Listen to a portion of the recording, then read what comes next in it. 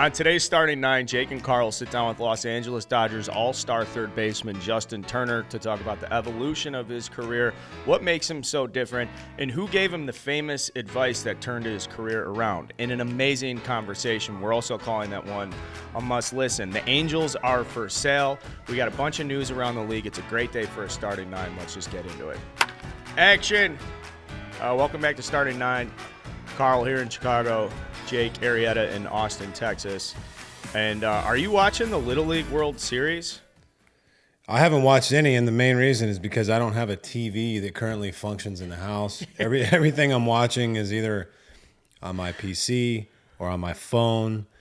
And some of the games I can't watch because it's out of market. Like MLB, I'm paying however much we're paying, let us watch all the games. Right. It's so frustrating. Like if I want to see who the Rangers are playing, because I really don't want to watch the Rangers specifically play. I might want to see who they're playing. If I want to see the Astros play, I can't watch the game. Why? We need to figure that out. But do you have a package? I got the package. I got the MLB package, and I've got it on cable. Something was disconnected yesterday. The guy's here today trying to help me fix it.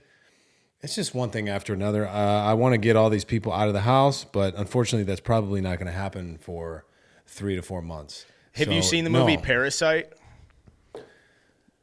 The South Korean thriller from last year? No. Okay, well, you're going to miss this joke, but one of these contractors is going to end up like sleeping in your wine cellar for 6 months. You're not even going to notice it till one day you come down and take a piss and you notice a block of cheese is missing from the fridge. Meanwhile, handyman Jim's down there, copping free rent. So just keep your eyes peeled. I know it's a nice piece of property. Got a lot of square footage to cover there, pal. There's a lock and a combo to the wine cellar. I don't think he'll be able to get into it, but you never know. Watch the movie Parasite. It's got closed captions, but you'll enjoy it. Time. I got a meeting. I got a meeting after this, which I told you about. I'm going to get destroyed by my CPA for my my spending habits. Now, I want to point out real quick, people instantly just pictured some young suave guy with the hair slicked back in the suit who's like, "Hey, Jake." No, what can you describe your relationship with your accountant? Oh, I love her to death. She loves us. She's worked for us since 2007. She's out of San Francisco. She's like our grandmother. She takes great care of us. She holds us accountable. And this happens about 2 or 3 times a year where she'll just kind of try and reel us back in and just kind of hold us accountable. Brittany's now you keep so saying good us. at this. Well, it's me. It's me. It's me. Yeah. So I ordered a truck. We've been spending a bunch of money on these trading cards.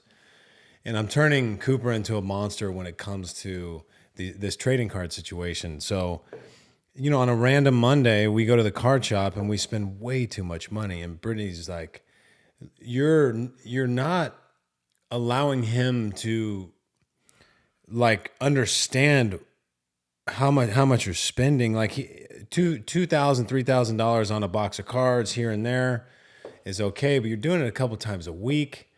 Like, what do we get him for his birthday? Like, you're gonna have to spend $10,000 on cards for his birthday. Like, how old is he? He's almost 11. So, we gotta be careful there. But he's an advanced kid. He kind of gets it. But look, it's my fault. I'm taking him there. It's like playing the lottery. It's like gambling, which I love to do. But what were you doing at 11? Okay. Were you opening up $4,000 boxes of cards at 11? There weren't $4,000 boxes when we were 11. The boxes were, it was kind of lower end product. It was more mass produced. But if you want to get like the hobby high end stuff, man, so I was looking at Spectra football earlier today. There's 4 packs in each box, and there's 4 cards in each pack, and the box is like $1,500 to $1,600 for the box for 16 cards. Knee-jerk reaction doesn't sound worth it. It doesn't sound worth it. It's a gamble though. 9 out of 10 times you're going to pull dog shit out of there, and you're going to be heavily disappointed. This card shop locally, which we love to go to, the people that work there are great. We're actually going to do some breaks with them and kind of promote it. It's going to be fun. We need to find ways to access this hobby without spending multiple thousands of dollars every time we go into the shop. we were offered this box called Eminence Football. It's the highest end product they make. It's 10 cards. They give you a wooden case. So they try and make you feel good about spending $36,000 for 10 cards. But, there's like Joe Montana, Brett Favre could be in there, Aaron Rodgers, Peyton Manning's, Trey Lance, Trevor Lawrence, all this bullshit. But for 10 cards, $36,000. All right, so I have an idea. What do we do? All right, you want to get into the action. We don't want to spend $36,000, but we want our hands on these cards. So here's what we're going to do. I know a couple of guys who took the advice of like, well, I like, recreational stuff so much, I'll just sell it. That way I can have it at all times. So my brain is naturally going to, we need to be in the supply chain, not at the bottom. Obviously, being a retail customer is great and a retail investor is great, but we got to get a foot inside the value chain. This is how hard it is. In there, Cooper's our guy in. How many 11-year-olds are like the face of and then of course you back it financially. I'll help you guys think this thing through. We run it and promote it through the influence we already like. It's easy to promote this stuff and be like, hey, he can be like a broker dealer. Well, why doesn't he be like a? There are. You'd be surprised at how many kids nowadays are doing this. There's this guy. So his channel on YouTube, it's called Sports Card Investor. His name's Jeff, and he does it with his son, who I believe is 11 or 12 years old, so around Cooper's age. And these kids are very, very intelligent with their understanding of the market and cards values and how cards are graded and the quality. Really, really incredible. And I know like I'm kind of nerding out about this, but I'm trying to play this as kind of a small business, because like we talked about before, if we're gonna invest this kind of money in these cards, we have to find a way to facilitate the hobby with buying and selling and trading and stuff like that. So we might be able to figure something out. And Cooper likes it as much as I do, maybe not as much as I do. And I want to continue doing this. I want to get my hands on some of these higher end products. But what's happening now is the distributors. My fingers hurt, Dad. I can't open more. No, we'll build the calluses so you can continue to open packs. I promise you that. But what's happening now is these high-end products are going to like the YouTubers and the breakers, so they can do it online, and it's not as easy for the distributors to get the stuff. So look, I was talking to this guy yesterday. He said a lot of changes are going on. Distributors are getting cut out of the process. It's going to start funneling to shops and breakers. And breakers mean the guys that do the breaks on YouTube. They sell spots or auction spots off for certain teams. So I'm new to this still. I'm trying to figure it out. Whatever we got to do, I just want to keep opening shit. I don't care if it's for other people. I want to see these cards. I want to be a part of it, and just keep being able to do the hobby, because god dang, it's fun. It is so much fun. Enough of that. Yeah. You crack me up. No, I mean, it's great. Honestly, it is like, this is the passion that you exude in something like this is just, it's like, isn't it wild? It's wild. Yeah, no, it tells wonders about the man you are. And so I was talking to Evan Longoria not long ago. He's big into cards too. He got into it with his son. He's giving me a ton of pointers. So I've learned a lot from him. So thanks to Evan with that. Pat Neshek is another guy. I talked about, he sold, upwards of, a couple $1 million of his collection. So, this stuff's wild, man. We opened, I should have brought it up here. We opened a Patty Mahomes last night that, some guy's trying to sell on eBay for $5,000 to $6,000. One sold for $7,500. So like there's some bright spots in there. It's not all shit. So that's something I try and express. And once I get in this meeting with Isla, love you, Isla, I'm going to tell her that, and she's not going to care. She's just going to say, this was your bill on your Amex this month. If this continues, you're going to have to sell your house. So we can't allow that. You just moved in. Might not be here. You don't even have that. Could be on the market in a year, boys. I mean, that would kind of follow a path. That would be the 17th house you've bought and sold in that market. You're well versed at this point, so. I don't want to move. I can't move again. So I'm going to do everything I can. I might have to sell some of my wine. Might have to get rid of some wine.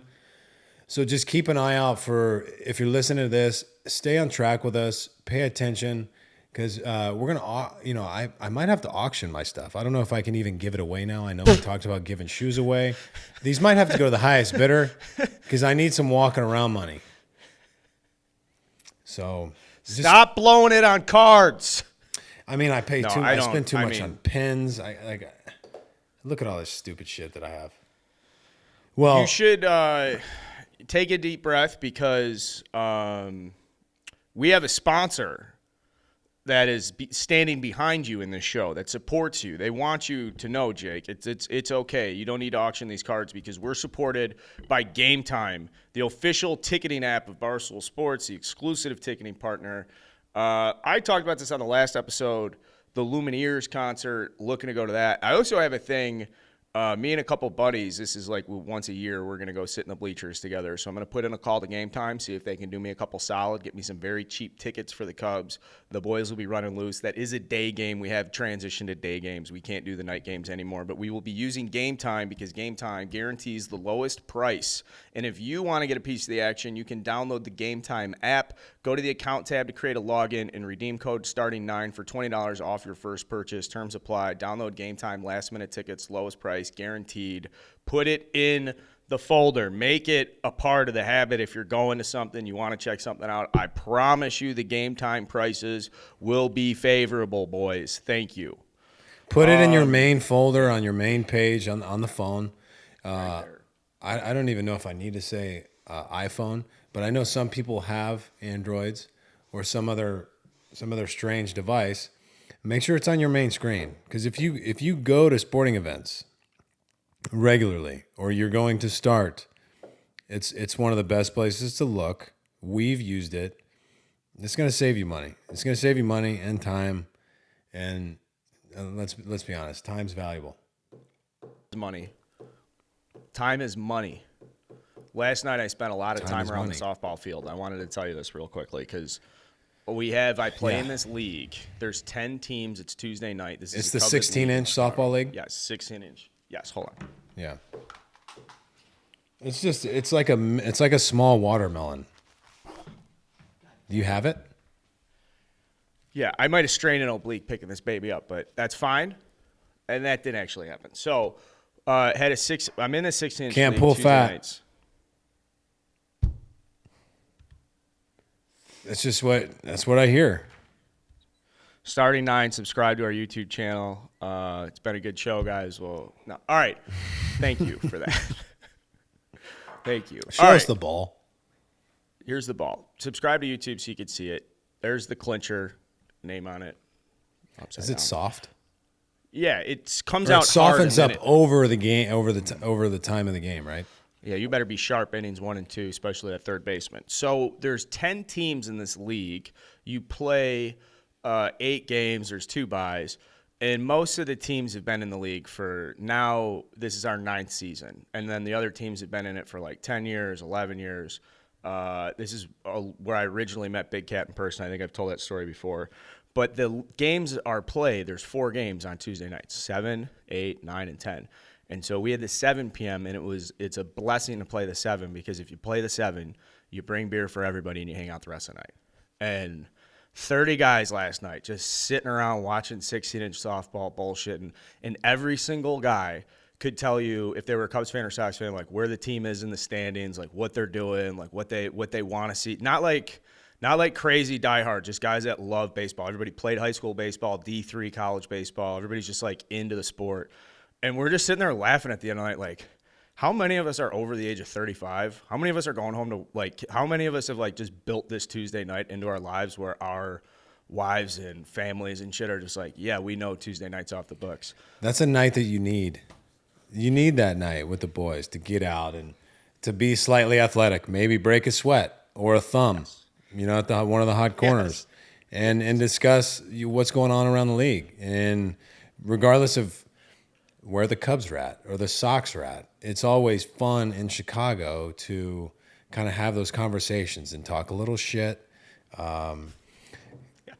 I like that a lot. I would love to be there for one of those nights and kind of see how it all unfolds. Yeah, I think you would. I think you would really be. What's the word? I think you would get. I think you would get sucked into the competitiveness. I think you would kind of get lost in like the sauce of like the moment of how it really like our game was 2-1, 7 innings, no errors, done in 45 minutes.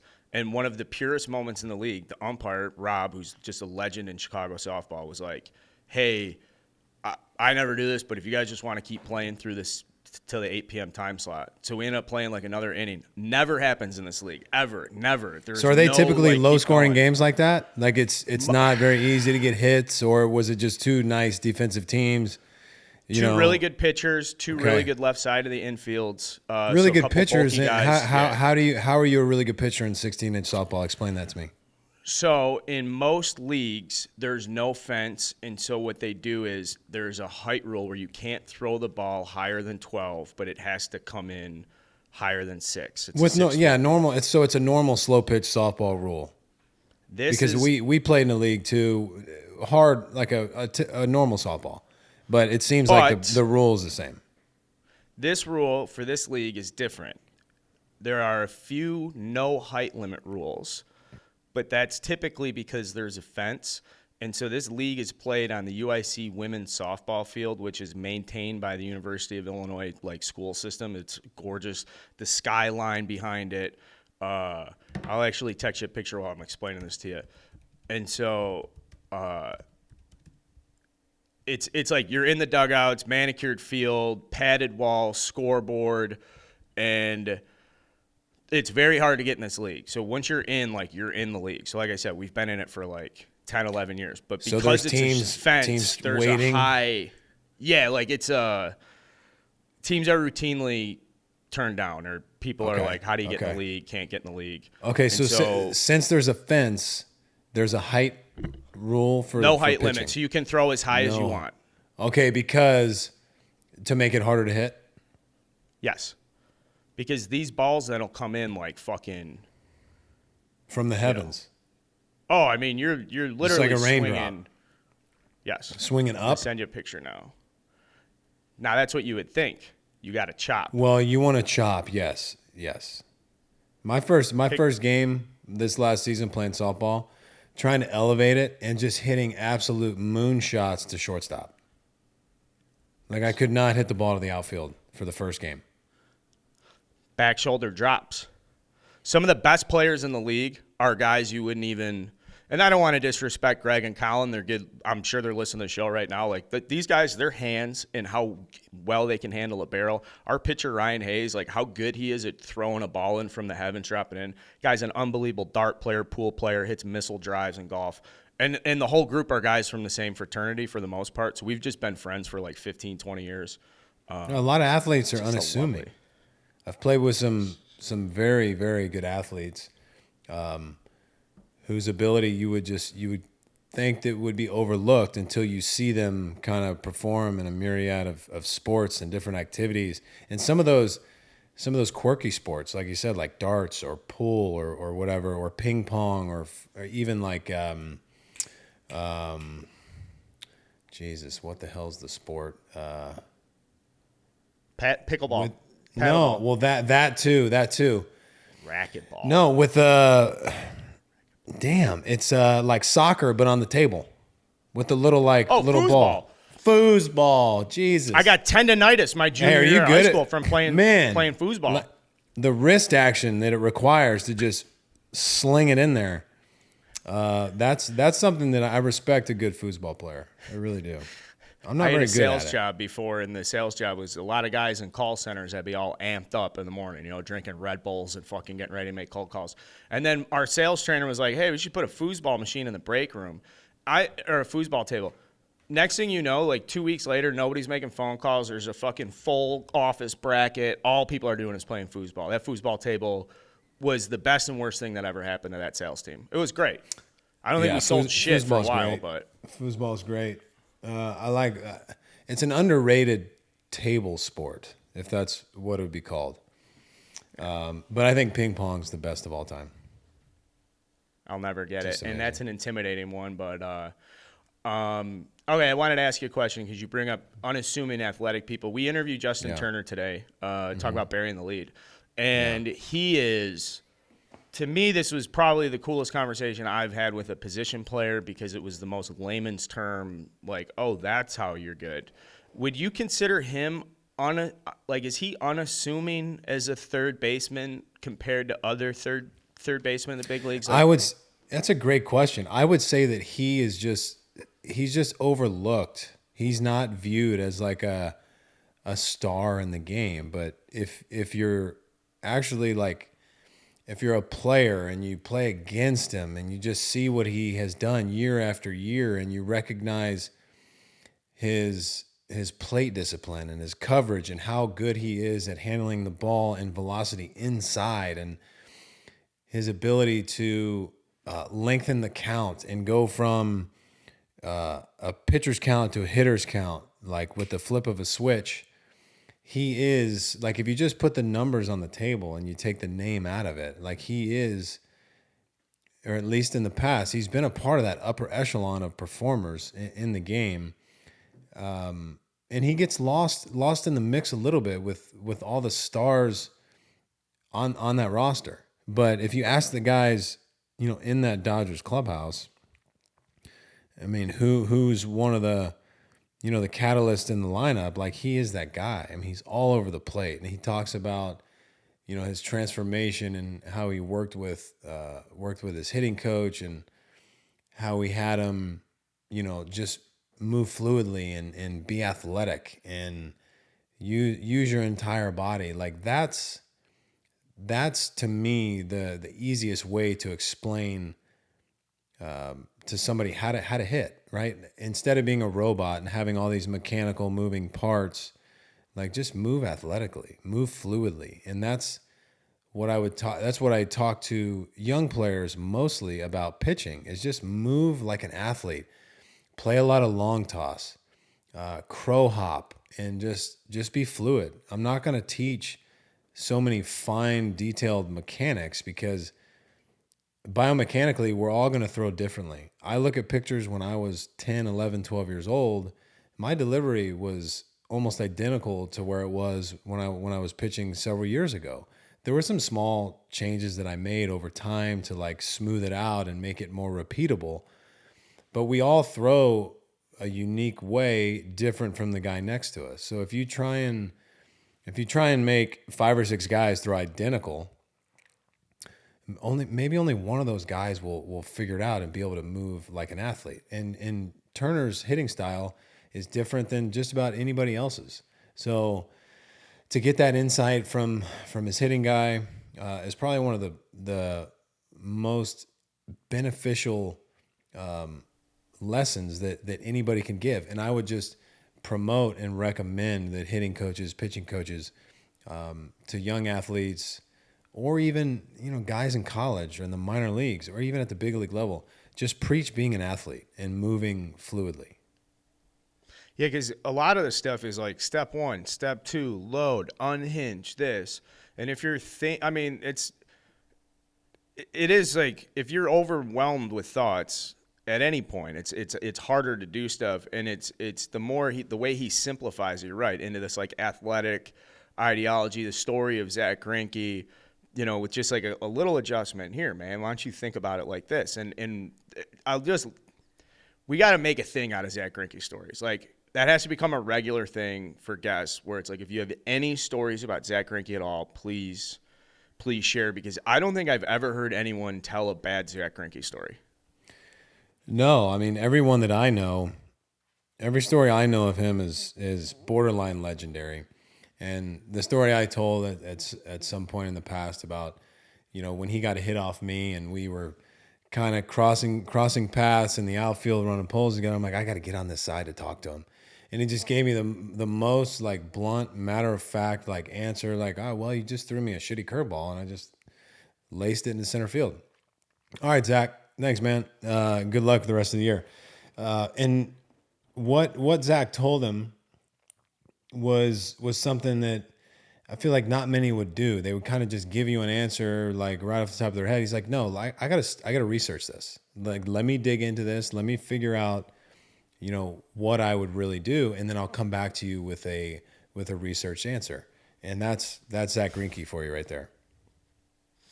I think at this point we should just probably get to the Justin Turner interview because it's, in my opinion, that good, and I feel like we've got a lot of great stuff we can get to after. But let's get to Justin Turner.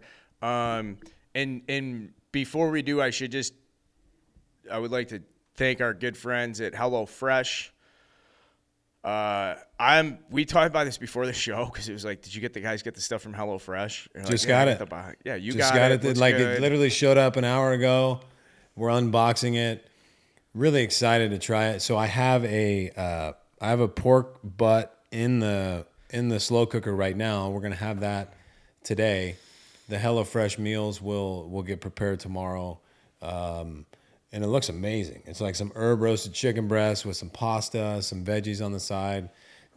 It's basically what I would make at the house for my family. It's just gonna save me a ton of time and preparation and cook time to where we can kind of, move around and do some other things instead of having to dedicate 2 hours in the kitchen prepping. So we're really excited about that. And everybody I've talked to that's had the HelloFresh meals before really enjoys them.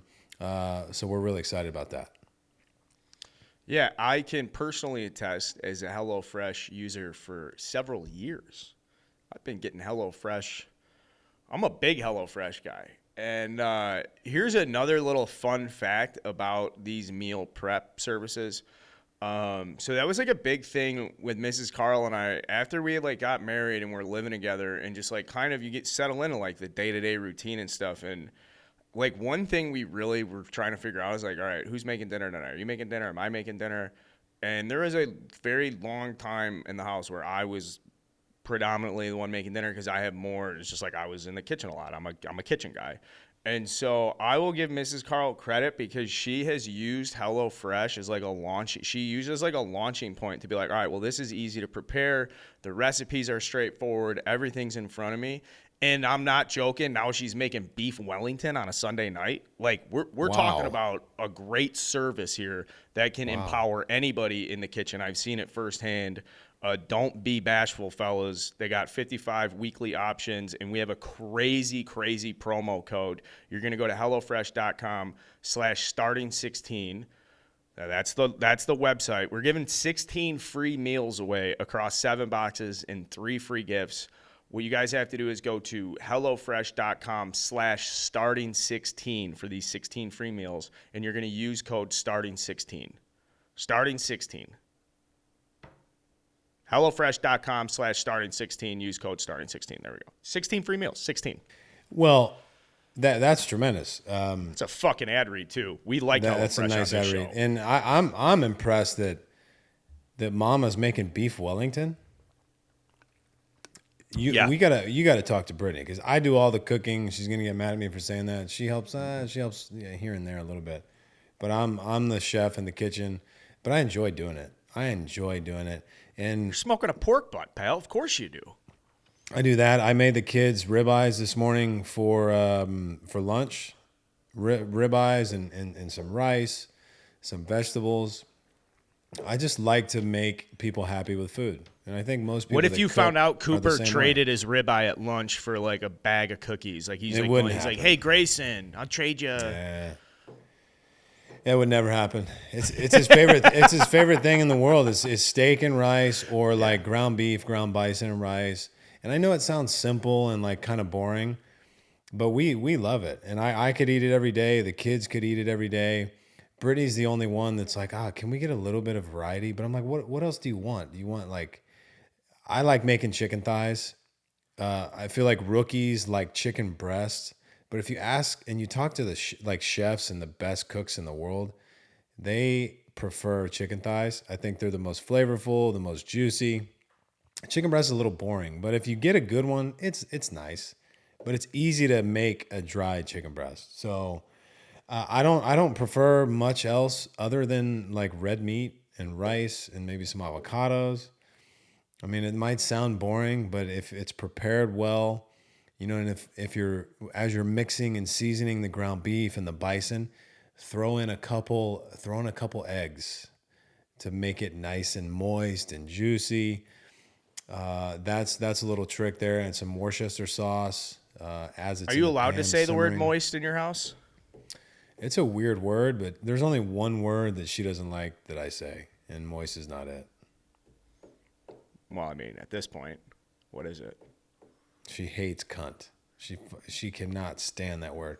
Why? I mean, it's kind of dirty, but it's a fun one to throw around every once in a while. Not to her, just kind of in conversation. I work with a guy who refers to, he's like, I'm going to go out and get some cunt. Oh, no way. No way. Yeah. That's all. That's so bad. He's like, I'll get some good cunt tonight. Oh, God. Where's this guy from? Is he a Chicago guy? Yeah, my buddy Dave. Yeah, White Sox Dave. He's Big White a Sox dirty man. He is a good man though. Big baseball fan. Smart baseball guy. All right, so let's do this. Let's do this for a second. We're gonna get to Justin Turner. I'm gonna introduce his stats for a second because I do think I do want to get some context because I know some of our listeners, you're driving, you don't have time to just get some refresh here.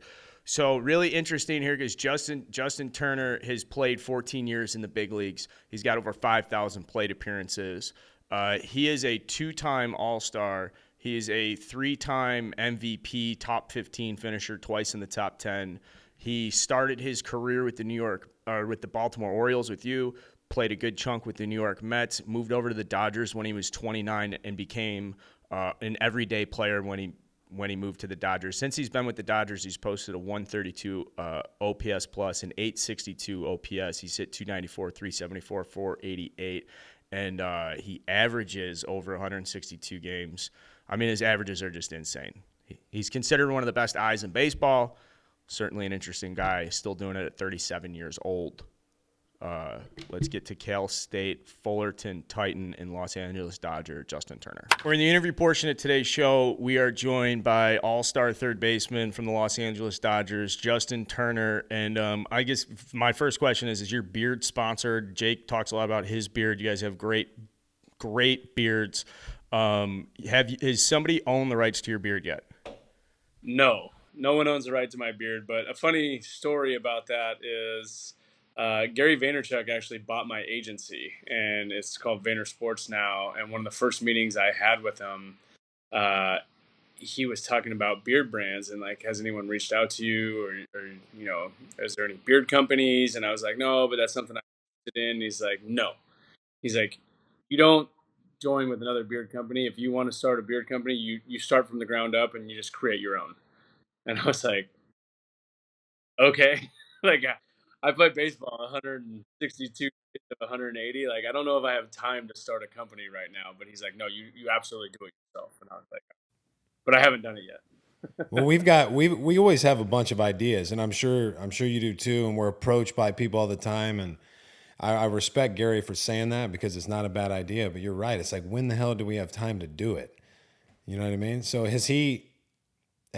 would you consider doing something like that? I mean, and he's a great guy to lean on.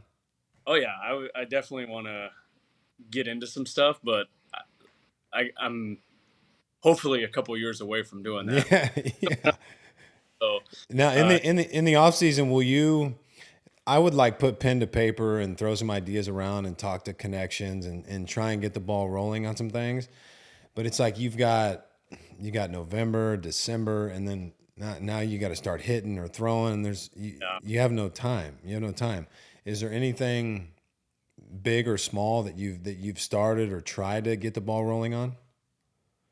I haven't personally started anything business-wise, but the off-season is easier to get involved with other companies. I know you're a big health guy and take care of your body and very conscious of everything that's going into it. And, my wife and I have been dairy-free for about 4 years now, and a lot of the stuff we get involved in are plant-based companies, sports companies, places like Fresh and Lean, which is a food service that has Whole30 food programs. Ripple, which is a non-dairy milk product, and so on and so forth. Honey Stinger is another one we just got involved with because they have a lot of dairy-free options. So we kind of are hyper focused in that world right now, especially while I'm playing. But once I'm done, I feel like all the doors will fall off and open up, and we'll probably look to go in to some different spaces. What are some of the benefits you've noticed going dairy free? Because I know that like we're the only mammal that drinks another mammal's milk, right? Like after infancy, right? You're no animal drinks another mammal's milk. Yeah, So, and I know some people have more intolerance to milk than others. If I have any ice cream, it's over. Like my day is ruined. So yeah. doing it for an extended period of time like that for 4 years, have you noted like shedding weight or your body composition changes or more higher energy, or what are some things that you've noticed from doing that? Yeah, a lot of things. Well, this all started 4 years ago. I broke my wrist in spring training, and Chase Utley hasn't done. He's been dairy free for years, probably 10, 12 years now. And the first thing he came up to me and was like, "Dude, dairy done. Like you're not doing dairy while your wrist is broken. Like all that is inflammation. You already have inflammation. Like you're trying to heal faster. So why the f would you put more inflammation into your body when you're trying to heal?" And so I was like, "All right, like." Threat taken. I didn't do dairy for the 2 months that I was like trying to come back from my wrist, and I felt great, but I was kind of just dumb. And when I got back on the field, I was like, all right, whatever. I'm gonna eat whatever I want again, Yeah. and went the rest of that season. And as you get older and on the field every day, you feel it like more and more and more, and all that information that you're creating naturally just by playing is building up. And then you go in the clubhouse and you grab a taco and cover it in cheese and put sour cream on it, and slam some milk, or you're throwing milk in your coffee every day, whatever it is. That's just adding to it, and it's making recovery even harder, and the bounce back, not sleeping is good, waking up in the middle of the night. So I decided to go full-time dairy free as my New Year's resolution that year, and it's been incredible. I've lost weight. I never feel like bloated or fat or like I need to roll out of a restaurant. I'm sleeping way better. I feel like I'm recovering way better. And the reporters ask me every year, like in spring training, like, "What's your goal?" It's like, "What's your goals? Like, how many homers do you want to hit? What batting average do you?" And it's like, dude, I don't care about that shit. Like, my goal is to be available to be in the lineup every day. Yeah, because if you're in the lineup every day, you know you're going to be good. Yeah, yeah, and I truly believe cutting dairy out has significantly helped. I mean, I led our team in games played and at bats last year at 30 years old. It's definitely impacting me. So I think it's really interesting from my perspective about your rise with the Dodgers, and can you help me understand as you're talking about this? Does this go back to the beginning stages of your career? I'm sure you're aware of it. Guys look at you and they say, "Wow, Justin, like the way you've exploded with the Dodgers and stuff." Would you go back and say, "I'm still the same? I'm the exact same guy I was with the Mets. It's just I'm playing in the lineup every day." Is it you're seeing pitches better? Like you're talking about making physical adjustments. I just I'm fascinated in how much this connects to like the early phase of your career. Yeah, I think early on in my career, I was able to put together a good at bat. I didn't really chase a whole lot. I stayed in the strike zone. I took my walks. I hit the ball the other way. I was a pretty good situational hitter. I was just never in a position to hurt anybody. Like if I hit a home run, it was like lightning in a bottle, right? Like I just didn't know. I didn't really know my swing. I didn't really know how to hit. I just knew how to get hit. And then, in 2013, when I went out to Northridge and started hitting with Doug Lotta, and he started kind of breaking everything down for me and helping it make sense, and helping me understand how my body's supposed to move throughout a swing and how athletic it's supposed to be. that really kind of opened Pandora's box. And so from there, the bat to ball stuff, the ability to situational hit, the ability to take walks. And then now, if I got myself in good counts or got mistakes, I was able to, pull the ball in the air, which was almost impossible for me in New York. Like I did not, if I pulled the ball, it was on the ground. It was, 5-3, 6-3, and I'm not very fast. So it's an out every time. Um, so really, I think the path that I kind of took to learning my swing kind of helped me become a better hitter, because I had to learn how to hit the ball the other way. I had to learn how to, foul off pitches with 2 strikes and situational hit and take my walks, because if I didn't do that, I would have never made it to the major leagues in the first place. You're really tough out, and as you know, and you stand really close to the plate, and you're able to handle the ball inside.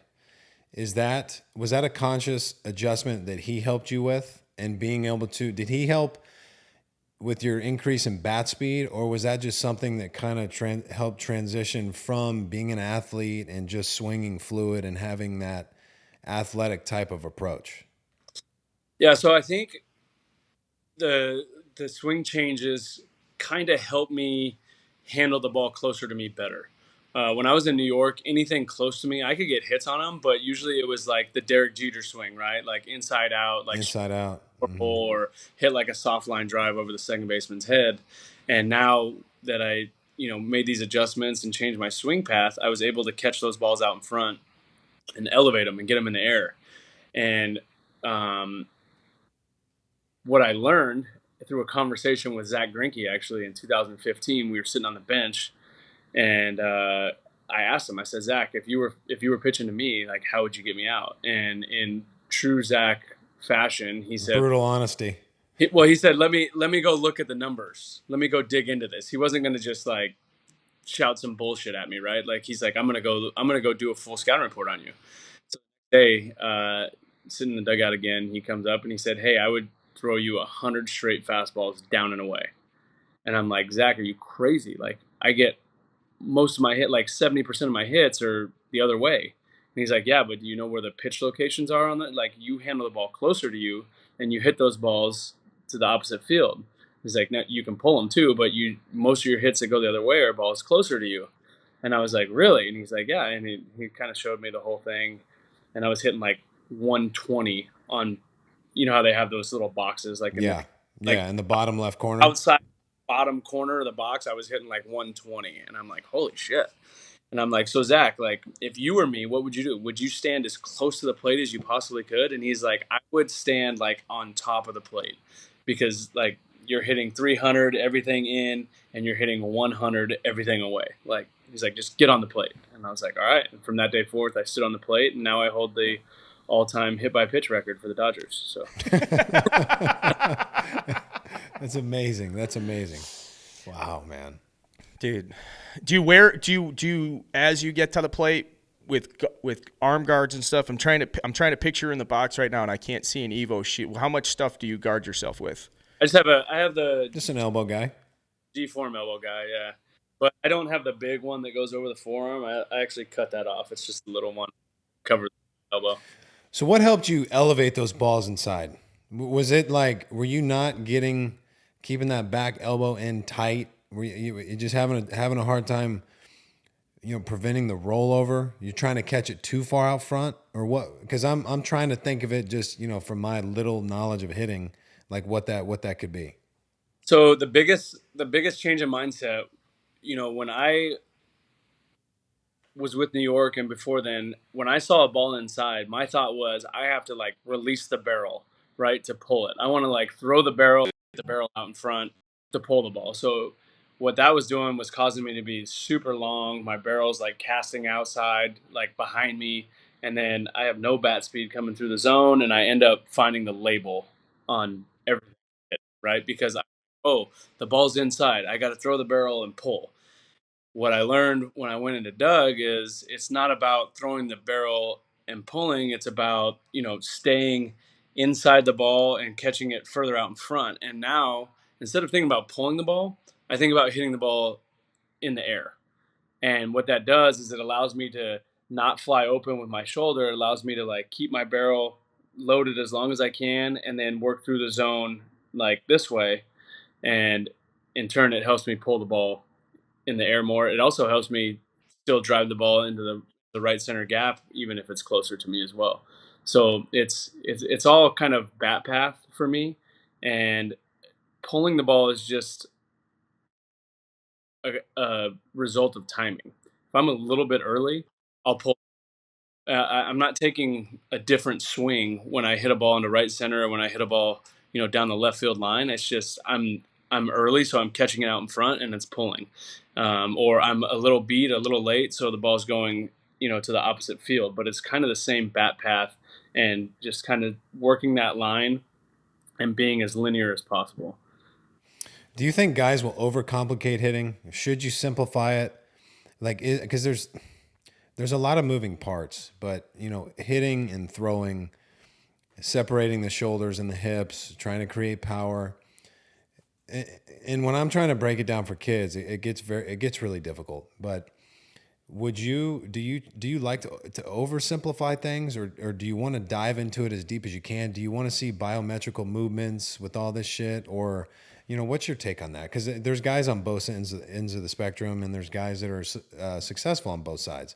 But I think that if we overcomplicate it, it just gets way too difficult. What are you, like, if you're trying to teach a kid, say 12, 15-year-old kid, what are you going to have them work on?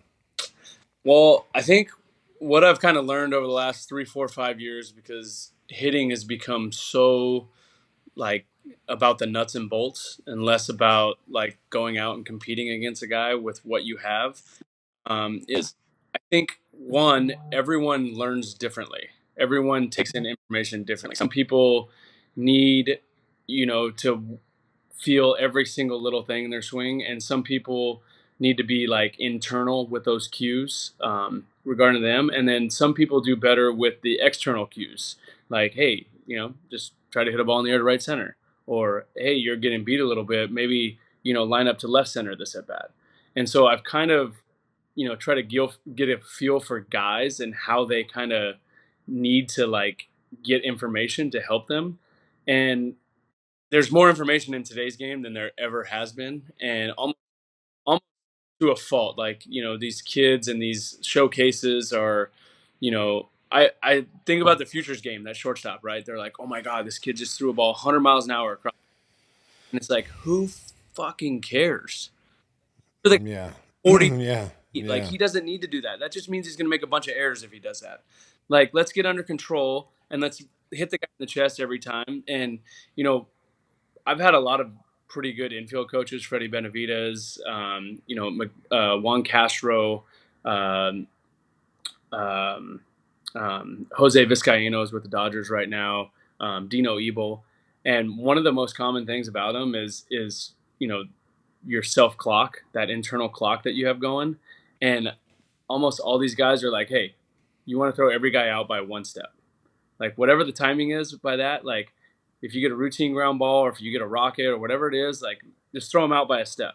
And that's like kind of controlling or honing your arm strength, whatever, and making sure you're accurate. And I'm watching the futures game, and this thing's all over Instagram. It's like, this guy threw a ball 100 miles an hour across the. That's awesome, but like, okay, and I don't know anything about this kid. He might be a great kid, a super talented defender, but it's like, how many throwing errors does he have? Is that what we're gauging him by? Like, can he really play shortstop? Is this guy going to be in the big leagues? Just because if he throws the ball 100 miles an hour, let's put him on the mound. Yeah. I mean, he no doubt about that. Like, can he hit? It might have been something he was just doing to like showcase his arm. I don't know, but you're right, and I think at the big league level, that's something that I'd love to see is when you saw a major league infielder know the timing, and you would think, oh, he's taking his time, he's going to beat it out. No, this guy knows how fast he is. He knows his footwork. He knows exactly how much time he's got, and I think it's a beautiful thing. So it's cool to hear you say that. Yeah. Higher level with the Dodgers, talking about the way, like the infield coaching and kind of like the presence of mind that you have is standing out to me.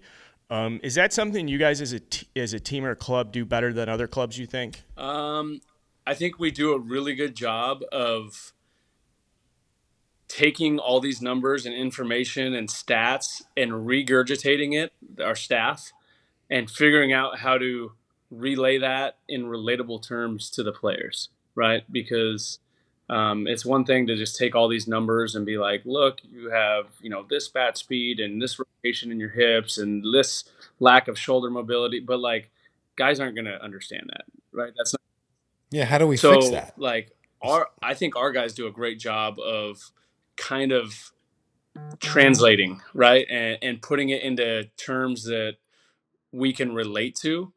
And I also think players need to take more responsibility and understand what information they can use and they can take with them to help them be a better baseball player, and what information is irrelevant to them, because not everything is going to apply to every single guy. Like some guys want to know every little detail about their defense and their positioning and their first step and whatnot. And some guys just are just like, hey, tell me where to stand. I'm going to go catch the damn ball and throw it to first base. So I think it varies between guys and how much information guys are capable of. I think the biggest hurdle for guys is when they get from AAA to the major leagues, and even the most basic amount of information in the major leagues is overwhelming to some minor leaguers because they just don't have access to all the information. So, talking about the Dodgers too kind of has my brain working here. I know you're a Cal State Fullerton guy. Love the Titans. I love the fact that Cal State Fullerton has like some of the worst clubhouse facilities, but you guys would just turn out like the baddest We dudes just of all got time. there's a brand new clubhouse at Fullerton. Is it the Justin Turner It is not. clubhouse? It's not, but it's brand new. Did you grow up a Dodgers fan? Yeah, my whole family was Dodger fans growing up. So we were actually closer to Anaheim, and going to Cal State Fullerton, being down the road. When I was in college, I probably went to more Angel games than Dodger fans, but my entire family, diehard Dodger fans. So is that just unbelievable for your family to hear Vin Scully the first time? We've been spending some time on this episode that we're posting this interview with, and I'm like drawn to know any type of like firsthand accounts. For me, as like a diehard baseball fan, Vin Scully's in like the top of how far can a love for baseball take you in your life. And I've really been listening to a lot of his interviews and going through some of his like career moments, and it really stark for me. But I'm interested, when you come over there, was that just surreal, or what was that relationship? Yeah, like? so 1990 or 1988 in the World Series, that Kurt Gibson pinch hit homer. I was 4 years old, and that's like one of my earliest baseball memories. Was laying at my grandparents' house on the floor watching that game, and obviously hearing Vin Scully's call. And at the time, you know, I didn't I didn't know that that was going to be the most historic call in baseball history, or who Vin Scully was. But now, like thinking back to it, like literally Vin Scully was the voice of probably my earliest baseball recollection, right? So he had a little bit of hand in me falling in love with baseball from the time I was 4 years old, which is, crazy thinking back to that. And then, yeah, I think obviously devastating news, and losing an icon like that is tough. But I think the great part about it is all the stories that are coming out from that, and just scrolling through Twitter and reading the accounts of like everyone's, oh, I got to meet Vin one time and he told this great story, or oh, we were,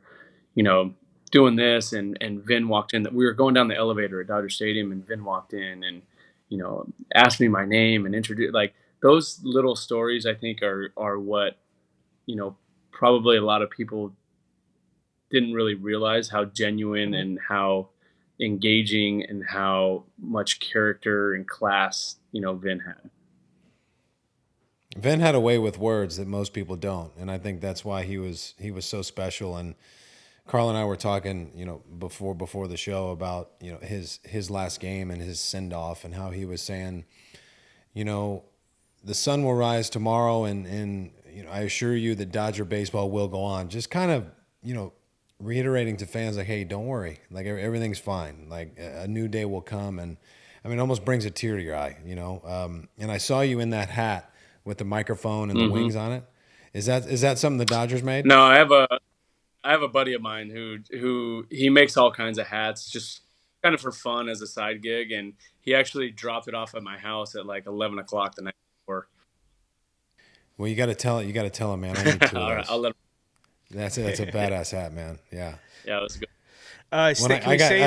Go ahead. Well, I got one. I just want go if you got something about Vin, fine. But I was gonna say, Kershaw had his ping pong tournament a couple nights ago, didn't he? Yeah. Who won that? It was, I don't know who they were. I don't know their names, but the one girl I think was a professional ping pong player. Oh, that ain't right. Yeah, and she beat Marty Fish and Trey Turner. Marty Fish. Okay. Is this a big tournament? Oh yeah, there's 64 players, all kinds of big names. I was with Will Ferrell, Aloe Black was there, Brad Paisley was there. Yeah, there was. You got to check out Kershaw's outfit. And him and his wife had like an '80s retro. Looked like shorts, and I think he had a fanny pack on. It looked like a really cool event. I saw there were some great people out there. But in the Dodgers, you guys are notorious for being big on ping pong, as other teams are. Is Kershaw the best on the team? Yeah, he is. All right. Yeah, he's really good. Gratterall is good too. He plays right and left-handed. Yeah. Okay. And Barnes is pretty good. Belly's got some game, and I'm trying to think who else. Yeah, Gavin Lux is brutal, dude. Absolutely. There's always a handful of guys who are garbage, who can't play for shit, but always want to be on the table. I don't understand how a baseball player can be bad at ping pong, but he accomplished it. Yeah, I mean it's like golf, ping pong, baseball. They kind of go hand in hand. Yeah. So his partner was actually Becca from The Bachelorette, and she's like nasty. She could play. And me and Will Ferrell played them in the first round, and we kicked their ass. And I thought she was going to fight Gavin. Yeah, she was pissed. She probably assumed, hey, as a baseball player, he's going to be good. And she's like, what the fuck is that? Yeah. Damn. Did you guys compete against each other a lot? We did, yeah, and we were together for briefly in Baltimore, and yeah, extremely tough out, man. I mean, I don't know who had the better end of that. Did you hit a homer off me? You probably did. I think you probably hit one off me a couple years ago. You also punched me out in your no hitter against us in LA. Well, I mean that was one game though. One game. I feel like it was a good battle though. I feel like it was like 6 or 7 pitches. Well, you always did that. You threw always like a hammer, 2-2 hammer on the plate, and I chased it. I had one good year, man. I don't know what to tell you, but I'll be honest. Like I threw a bunch of shit at you, and I'm like, this fucker. He just keeps fouling it off, and that's what the good ones do. That's what the really good ones do. They spoil one and they wait for you to make a mistake, and you're really good at that.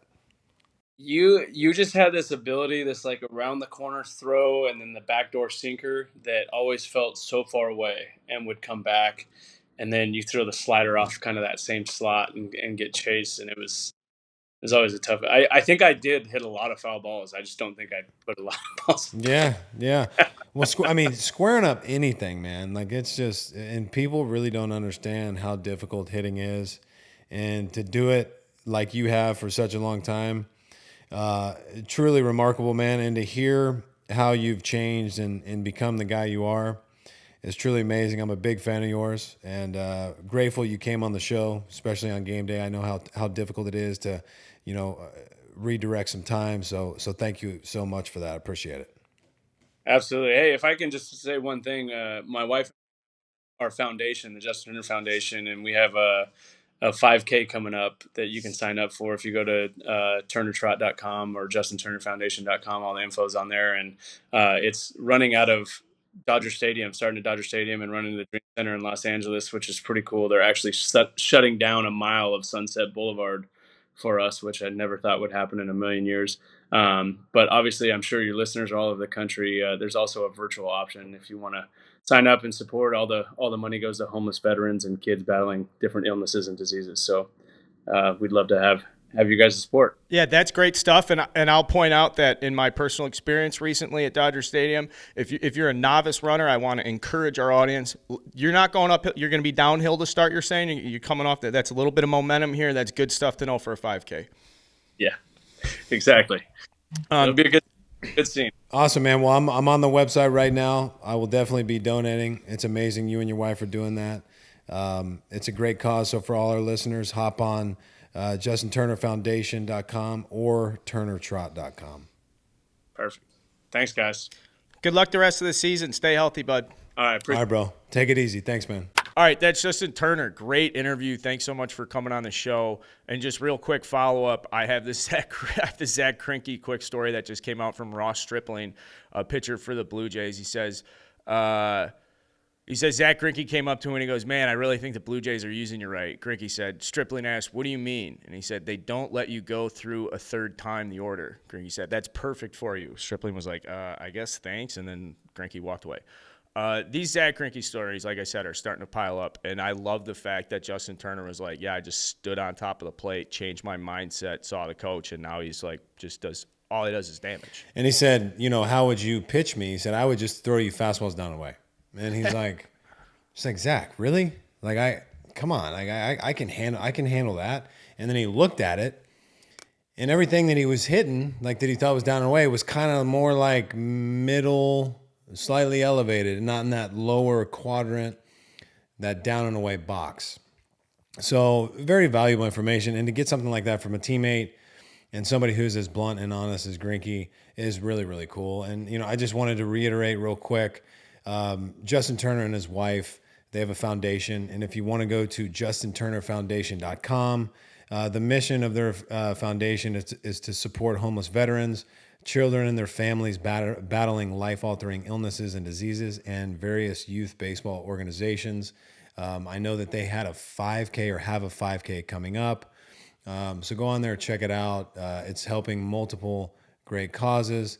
And it's just, you love to see players that are successful on the field, but also willing to create organizations like this to give back to people in need. So, big fan of Justin Turner always, and even more so now, knowing that he's willing to give back to the community the way he is. I do wish I wish Justin Turner played for the Cubs. That's all I just feel coming out of that. Because you're right. Unbelievable guy. Great dude. Great foundation. And sounds like he's gonna keep doing it for a little bit. So he can't. Yeah.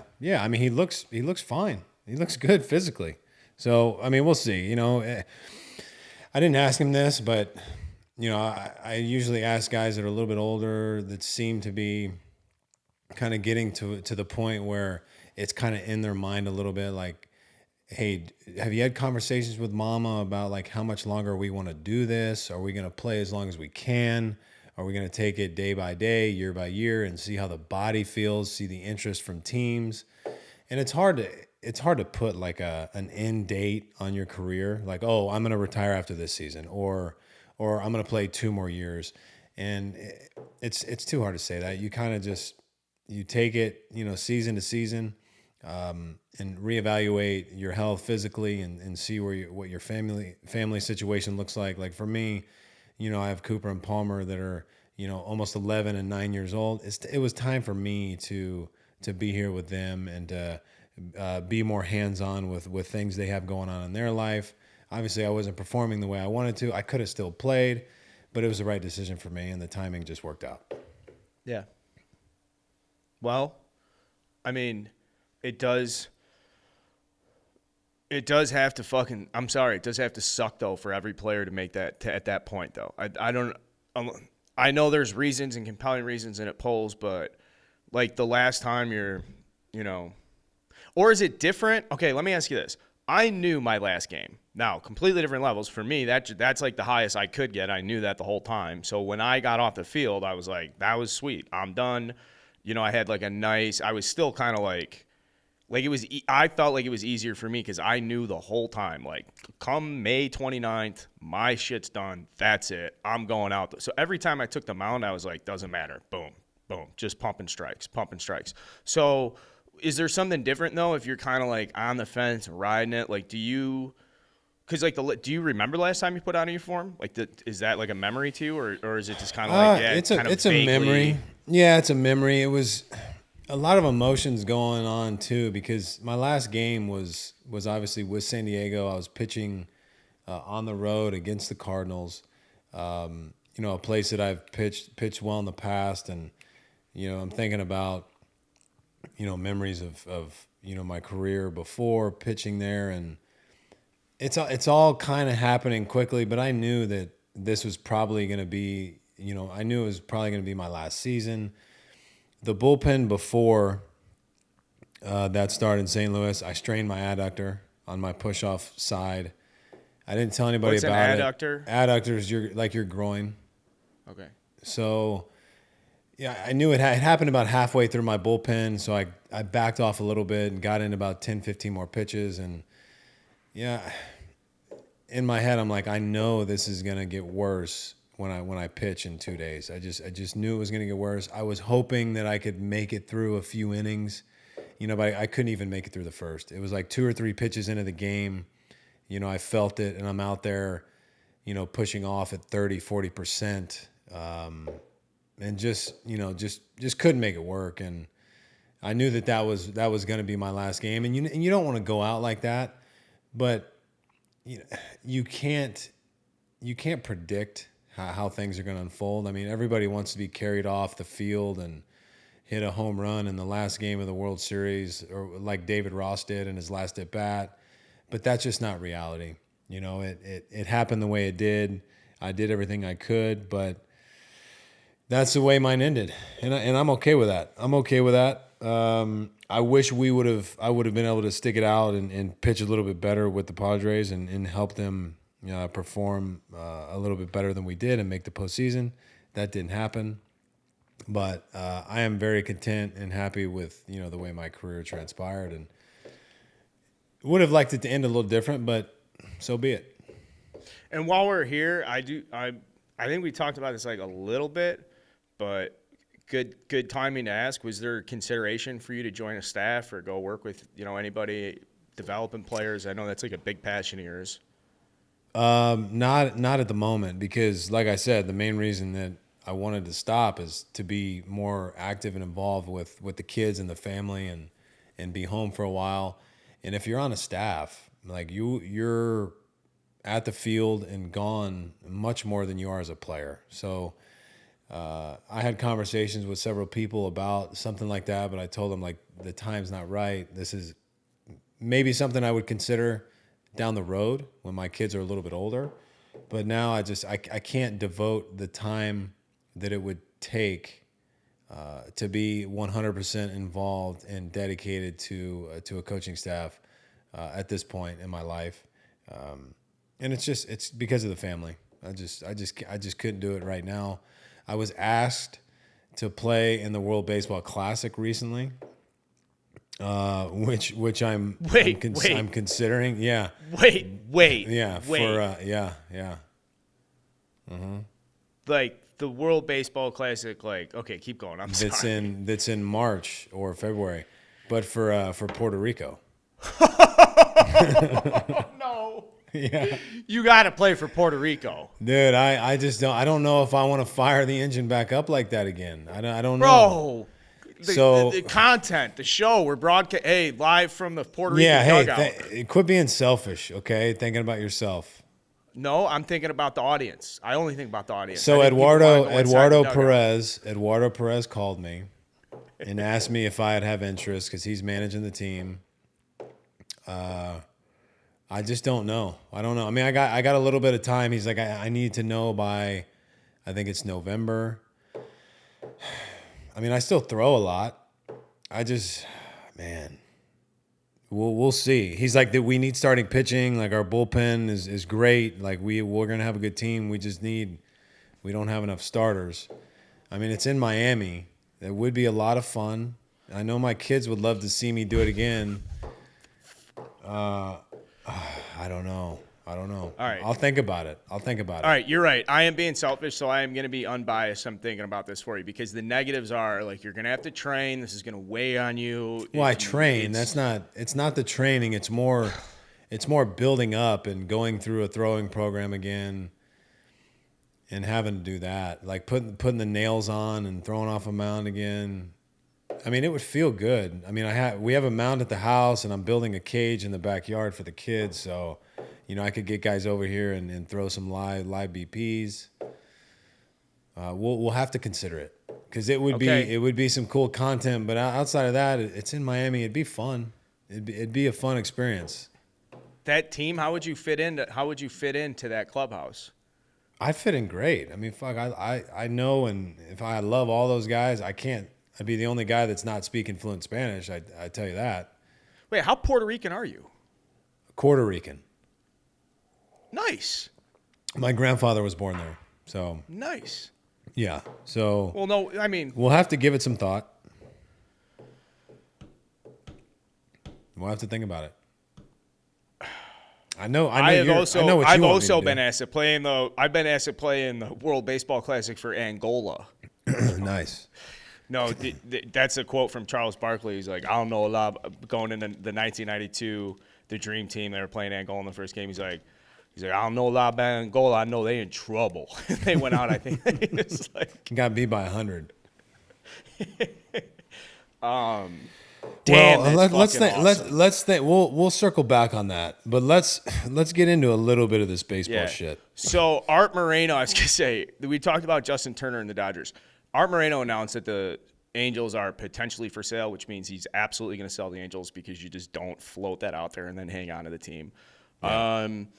It is crazy to think that in conjunction with the news and then talking to Justin Turner and you talking about, his career and his contract and kind of being undervalued, the Dodgers are rumored to have over $100 million available to add to payroll for next season going into this year's free agency. They have $100 million available. They're going to win 105 games this year. They have $100 million to spend for the 2023 season. Correct. So if you said Carlos Correa is $40 million, they've got $60 million left after that. Mm-hmm. Say Aaron Judge is $40 million. They got $20 million after that. You could get those two guys and save $20 million. You don't even need to use it. And they do it through arbitration, and they do it, or like, for instance, Walker Buehler's just announced that he's having Tommy John surgery. Walker Buehler for the 21-22 season was on a 2-year, $8 million deal. They bought out his first 2 years arbitration. He was a Super 2, meaning he's got 4 years arbitration. So his first 2 seasons, the Dodgers were like, whatever, dude, 2 years, $8 million. Meaning that second year, they don't have to go to arbitration. They're not in negotiation with the guy. He's just in the program. He gets 2, where a lot of other clubs are managing year to year to year to year to year. They're just like, no, we got him in the budget. And they do that time and again with players where it's easier for them to budget and forecast, year to year. It's like, oh, we got 2 years here, 3 years here. Justin Turner, I think he's making $17 million this year. That is it's a lot of money. He's probably worth more than that, I think, fairly to say. But it's just and they're able to do it time and again because they develop guys, they can move guys around. And they've got a couple. Angels. I was looking at the MLB pipeline and like some of the top 100 prospects. I mean, they've got a few absolute studs that are coming up too. Like this, it's just a juggernaut of an organization, and it's like the Cardinals. They just do things differently than other teams in baseball, and all that Moneyball nonsense. You might need to study the Dodgers and the Cardinals a little bit more closely because these organizations just truly continue to get it done year in, year out. They have prospects that just flourish and come to the big leagues, mix in with the group. They're ready to go almost immediately. They trade for the right guys. They sign the right free agents. And I know not everybody can do that. It's just not possible. And you've got a handful of teams or more than a couple handfuls of teams that cry that they're not making any money, which is a load of horse shit. But, if you want to win and you want to compete at the highest level, take a look at what the Dodgers and the Cardinals are doing. Yeah, their development's off the charts. Off the charts. Like if you get drafted by one of those teams, it's just a significantly different situation. It's going to play for Alabama football. Not like it's to a higher level where you just know you're going to be in a better environment to be a better baseball player because they just do it. It's not that I know that because it because you can just see what they've done over the last decade. I remember talking to a guy in the Cubs front office, a high guy in the Cubs front office, when you guys were playing an exhibition in Vegas in 2017. And he was explaining to me that he's like, we actually are trying to keep up with the Dodgers. I'm like, you guys just beat them in the NLCS. Like, you just won the World Series. He's like, yeah, but if you look at what's going on in the lower levels of their system, like, they are going to be in a situation for many years to come. I'm like, well, fucking Very we got true. this guy and this guy. And, we're sitting around having drinks late at night. So I'm, Pat, well, what about this? He's like, yeah, no, we're very good right now. But over the long run, like, the rest of the league is going to have to chase the Dodgers because that's how good their system and that's how well set up they are financially. That's true. Interesting. That's true. Yeah. I mean, people are, do your homework. Figure it out. it. Scout Angels the for front sale. office. Angels for sale, yes. Who would you want to buy, or like, do we want to spend a second? I Yeah, feel bad yeah. for Art Moreno. He had Mike Scioscia running you the feel team bad? for 6. Do you No, feel I don't. bad? But you're the owner. Mike Scioscia's running the club. I mean, that's cruise control city for 16 years. That's Mike Scioscia's club. That's Joe Madden on the bench for a number of years to start. But that's just a solid team, club, all that shit. It wasn't until 2016 where they had kind of started to lose their pull in the AL West. But for a while, they ran it. And he made this move to an all-analytic front office in 2020. Their first move was to give Anthony Rendon 7 years, $245 million. They turned around a year later in the draft, used all 20 draft picks on pitchers. If you're Art Moreno, again, you're coming from a situation where I know he's a hands-on owner. I know He's tired of screwing this thing up. He's tired of screwing this thing up. He's just done. He wants to wash his hands clean, I'm sure. It's been everything resembling a disaster. You got a couple of the best players on the planet, and you can't figure out how to get it done. And managers are very valuable, but let's just be clear about this. The players win the games. If you don't have better players, you're not going to win many more games. If you have a manager who's competent enough to know the game of baseball and be able to be a good in-game decision maker, handle the bullpen, give the guys enough leash that deserve it as starting pitchers, bring a guy in off the bench at the right time, the players will handle the rest. And you can ask managers. They'll tell you more times than not. Yeah, like our players handled business on the field, and they either handled business or didn't, which led to us winning or losing the game. I mean, a manager can only screw it up. I mean, there's not many times where you're like, oh man, the manager won the game for this team. You see what I'm saying? Oh, the manager played so good tonight. Like, just kind of stay out of the player's way, and they'll take care of it. Don't make awful decisions with the bullpen, and you should be fine. So I just think with the Angels, they haven't done a good enough job bringing the right players into that organization. That's why they haven't been successful on the field.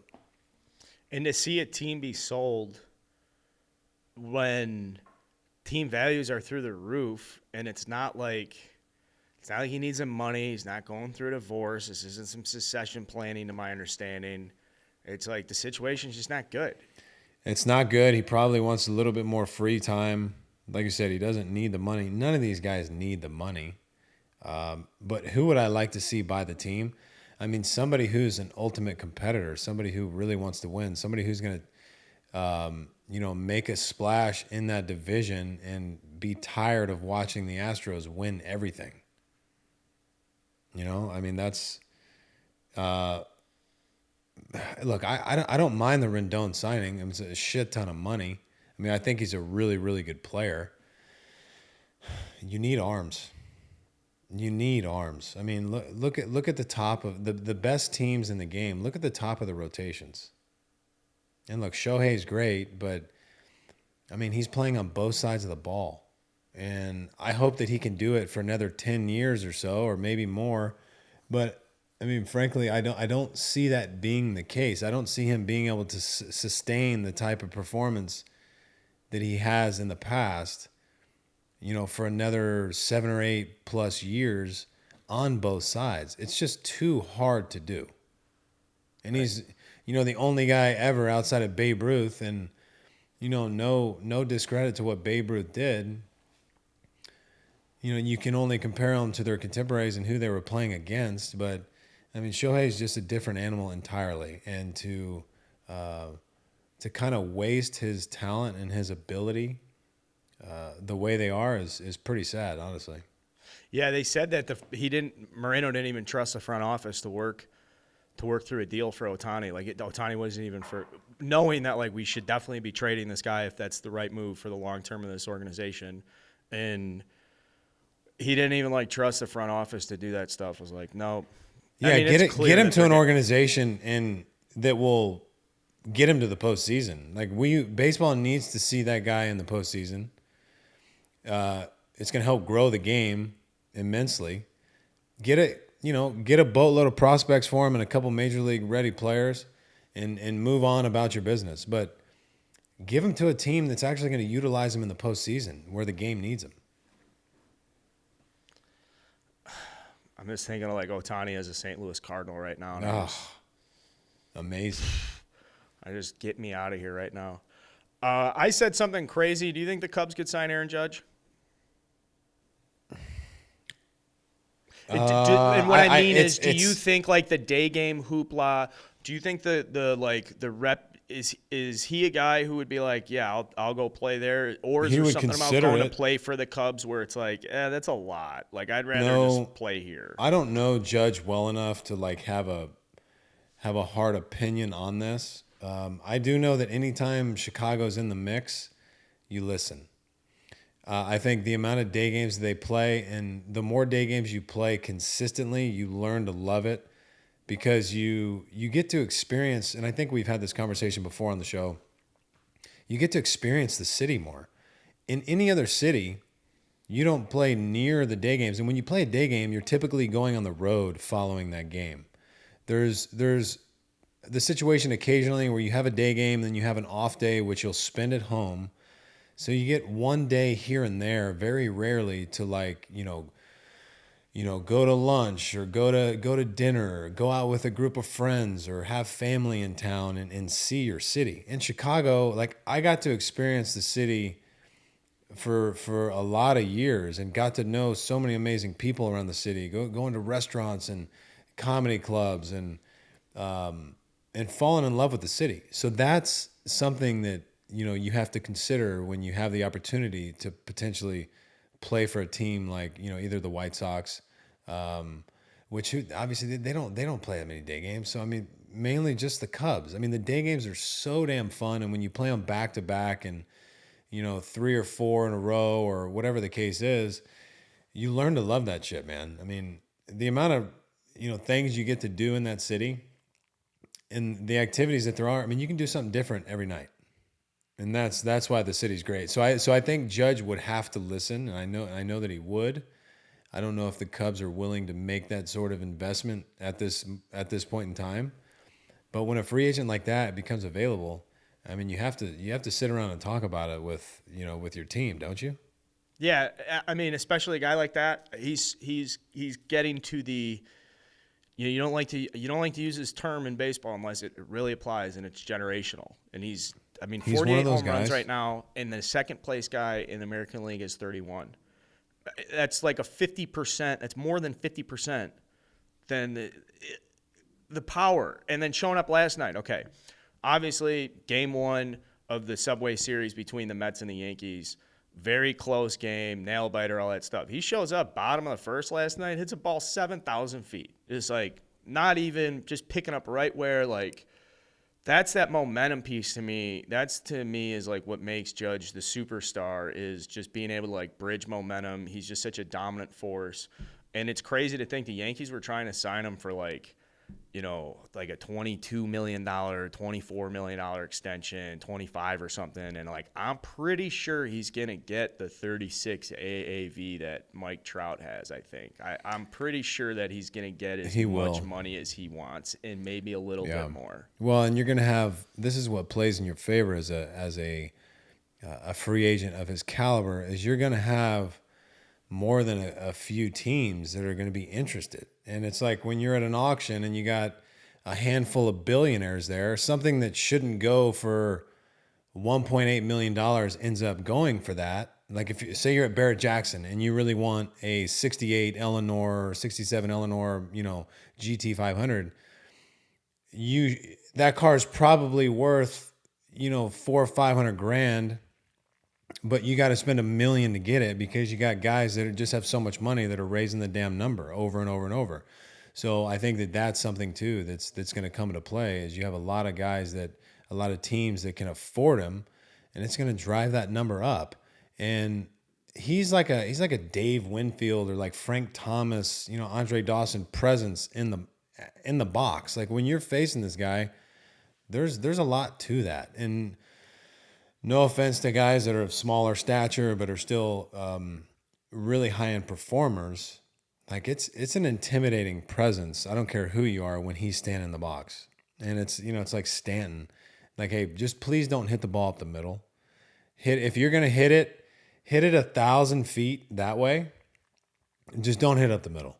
So that comes into play, and every team wants to make money. It's like with the Harper signing, people are like, oh, 13 years, however much money, or Tatis.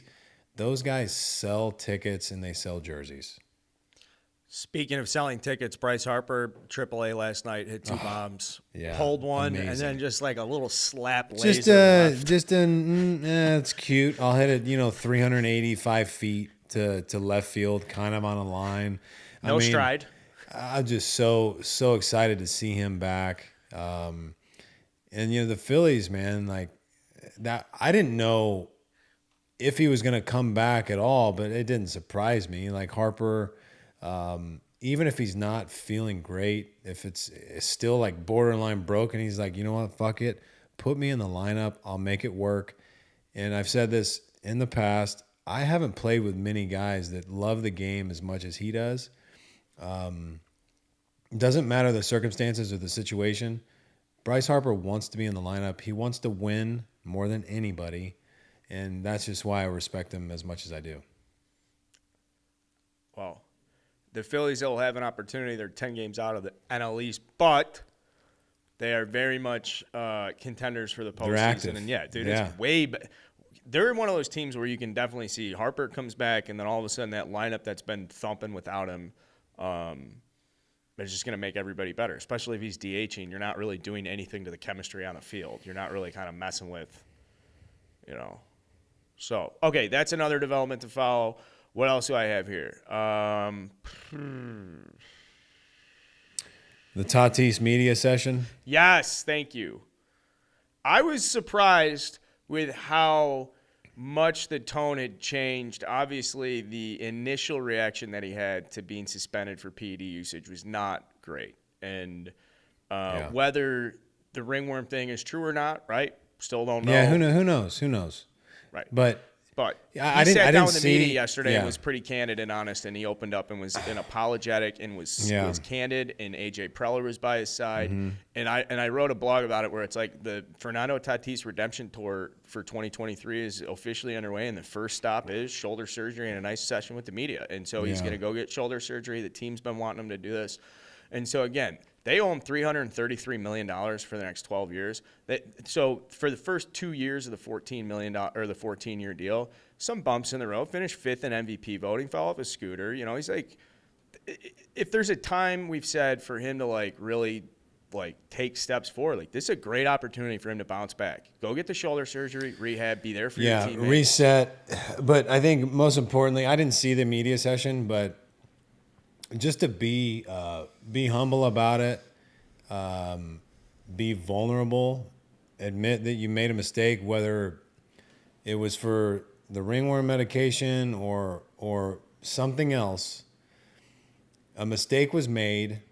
And if it's for the ringworm thing, that's unfortunate because it could have been handled differently. He could have gone to his training staff and they would have fixed it, no problem.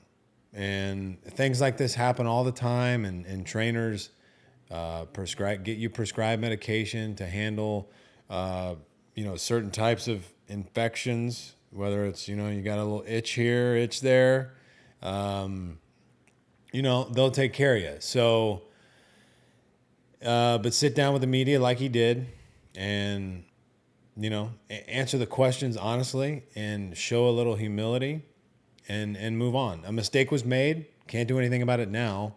Hopefully he can get that shoulder surgery and be ready. What is it, in May or June of next season. It sucks that they have to go another partial season without him, but this is the situation they're in. And he can win, not just like, to me, maybe I'm overthinking this, but like, it's going through a rehab process and doing the shoulder surgery, to me, gives him an opportunity to like really build up foundation relationships with that organization. If it's taking the rehab very serious and being there for teammates, and like if he's competitive about, and I've heard this before about guys that are coming back with rehab, where there are guys that are like, they treat it very seriously and are super competitive about it, because it's like the better and more serious and intense you approach the rehab, the better your return is going to be. And so I don't maybe I'm overthinking this, but if he does the shoulder surgery, he's around the facility, it's an opportunity to be humble. It's an opportunity to demonstrate work ethic, to communicate indirectly with not just teammates, training staff, the guys that are changing the uniform, the guys that are cutting the checks, just the people that are stakeholders and want the Padres to succeed. And I'm a huge believer that redemption arcs can give you exponential growth, because when people think you can go one way, it's a perfect opportunity to surprise people and come back and be like, listen, I got this shit figured out. You spoke, I listened. I'm going to fucking show you guys what it's all about. And that, as I said in the blog, is the version of Fernando Tatis Jr. I'm believing in and I want to believe in. I do too. I know about his work ethic. I know everybody obviously knows about his talent. And this is an opportunity for him to kind of redeem himself. Everybody makes mistakes in one form or fashion or another. And this is an opportunity for him to kind of quietly behind the scenes, have his surgery and get recovered and kind of be that player for the Padres that he has been in the past, and put it behind him. I mean, there might be people that will never forgive him, or it's going to take some time. And Padres fans are upset by this, because they were all counting on him to be a big part of this season with the team, and the acquisition of Soto and Hader, and combined with guys like Machado. It's rough, but like I said, what's done is done. So he has to move forward. The fans, the organization have to move forward and just hope that he's going to come back as good or better than he was in the past. Amen. I have one last thing here, just a quick little standing check. I don't think anybody's know this, but Tampa Bay's 8 games back from the NL East. If the Yankees, I know this is huge. They were slumping. These 2 wins against the Mets are huge. But Tampa Bay's sneaky, putting together a real solid second half. And I want to call that out, because they're going to be an incredibly. No, I haven't said a word about Tampa Bay in 2 months on this show. Well, yeah, we really haven't. I mean, they're 8-2 in their last 10, and everyone knows this. Look, you go on a run where you win, 14 of 17, and the Yankees lose, 8 of 10, 10 of 14. You're right there. And it can happen before you know it. And as teams like that are on those little streaks, winning or losing, every game that a team in your division that's close to you wins, and every game that you lose, you pay a little bit more attention to it. And subconsciously, those thoughts, they kind of creep into your performance, and you see a ball booted here and there that lead to a loss, or you see a guy hit a double in the gap that leads to a win. That momentum, that positive or negative momentum just kind of festers and festers. And then all of a sudden you see the leads at 1 or 2 games with 2 weeks to play. So don't be surprised if something like that happens. Also, I do want to give out a bag of the week. It's been a while. It has been. We know this bag. I haven't seen it, but I know this bag. And it's Jordan Montgomery. I am property of Jordan Montgomery after Monday night's game. We talked about him pitching well for the Cardinals. Did some research. Since the Yankees traded him to the Cardinals, he's 4-0 in 4 starts. He's thrown 25 2/3 innings, 13 hits, struck out 24, walked 3. He's given up a 184 batting average against, as well as a 184 slugging percentage, meaning he has yielded 0 extra base hits of the 377 pitches he's thrown in a Cardinals uniform this year. And I haven't even fucking read this off a screen. This is all off the top of my head because I wrote it down yesterday, and it stands out because it's that unbelievably good to me how his fastball changeup mix, 2-seam down, 4-seam elevate, throws the change, drops the hammer in. Just a really solid, simple mix. And he looks like he's been pitching for the Cardinals for like 20 years. Well, he fits in that organization. There's no doubt about it. But how does a .35 ERA sound in 4 starts? I mean, is that good? Let me check for a second. One run. I'm looking. It says no. That's He's good. given up. He's given up. No home runs. I mean, how many extra base hits? You said it. I believe. Maybe you didn't, but 0 extra base hits. So he's given up 13 singles and 25 2/3. I mean, you can't say enough about that. And I know I'm a Cub guy, but I respect when organizations do things like this. Like get rid of Hader or Bader. You bring in Montgomery, and look what he's done. I mean. Yeah, I mean, I'd be a liar to say that I don't. I mean, one of my best baseball friends is a diehard Cardinals fan. We were random roommates freshman year of college, and we would just literally stay up till the middle of the night talking baseball. Shout out Jeff Niken, one of my absolute closest buddies, and he was a diehard Cardinals fan. And I went to college. I hated the Cardinals when I got to college, and he was just loved the Cardinals. We sat there, watched the 05 NLCS or NLDS. And I was like, Jake Peavy's going to do well. He's going to pitch well against you guys. He's playing for the Padres day game. Jake Peavy was out of the game in the 3rd inning. I just was inundated with Cardinal culture and the passion. And he was so smart as a Cardinals fan that over the year we just became so tight about baseball. And I have a tremendous amount of respect for the St. Louis Cardinals. I think I'm envious of them. I'm jealous of them. It is easy for me to hate on them, similar to how I feel about Aaron Rodgers. If Aaron Rodgers was wearing a Bears uniform, he'd be my favorite athlete of all time. There are so many guys that play for if Yadier Molina was a Cub, I would be my firstborn would be Yadier. Yes. But he's a Cardinal, so you know what? Yeah, I know. I'm with you, man. I'm with you. And I was going to say, so Montgomery's ARB eligible for the last year after the season. I was going to say, don't be surprised if the Cardinals find a way to ink him to a multi-year extension, but he's a Boris guy. So I would not expect that. But ultimately, if I'm the Cardinals, I'm trying to get him in a Cardinals uniform for 5 or 6 years. I'm also talking to PR and seeing if I can get him a stand for the phone if he's got to do interviews. I know the Yankees don't have that in the Panorama Clubhouse. Yeah, and he's moving around in the spinning chair in the equipment room. It's like, hey man, at least look, you get you one of these things. Get you one of these. It's $12 on Amazon. So yeah, we'll next time he's on the show, and maybe we try and get him on the show in a couple weeks, because I'd love to see him continue this run. Let's get that .35 down to a .2, .1. Just keep dominating. It's a good show. It's good, man. Yeah, good things. What you got cooking this weekend? We got a scrimmage tonight against Lake Travis, football scrimmage. Friday night, the Vandergrift Viper High School football team plays their first game. The kids are going to run out onto the field through the tunnel with the football team. They're so fired up about that. Saturday, we have another big scrimmage, and then the following week is the first real game. The offense is getting dialed in. My buddy's the offensive coordinator. He cooked up a lot of really, really nice plays, a couple new formations. I'm not going to say them on this podcast because I'm sure there's some of the opposition looking for some intel. You should see the way that these guys operate. Our coaching staff is talking about scouting the other teams and doing video, and the other teams do that to us too. It's wild. I mean, it's peewee football. These kids are 11 years old, 10 years old, but this is how competitive it is in Texas with football. nothing's off limits, it seems like. So maybe I need to go get a tripod or a drone so I can get some footage of these other teams.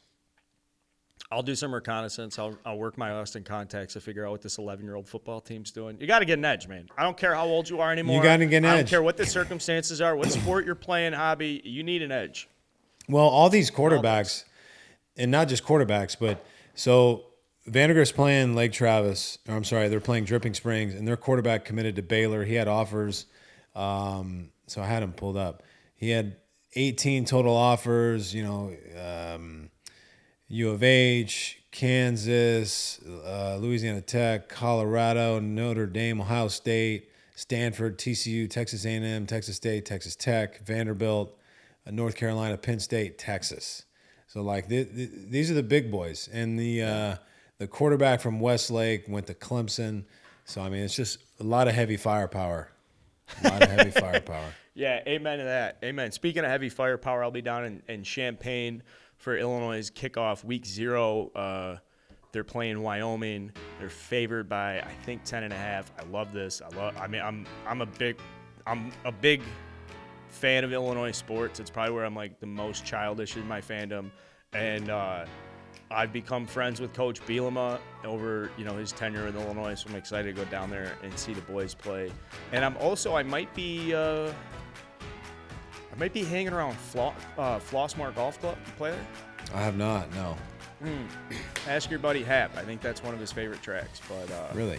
Okay. Yeah, I'm really working on it's just weight transfer now. It really is just weight transfer. So. Well, I look forward to working on the weight transfer with you when we play golf. I gotta get out there, but kids sports trump everything else in my life right now. So I will get out when I can, but play well for me. You got it, buddy. Have a good weekend. Good All luck, right, man. boys. You too. And, Thanks for listening. We'll talk soon.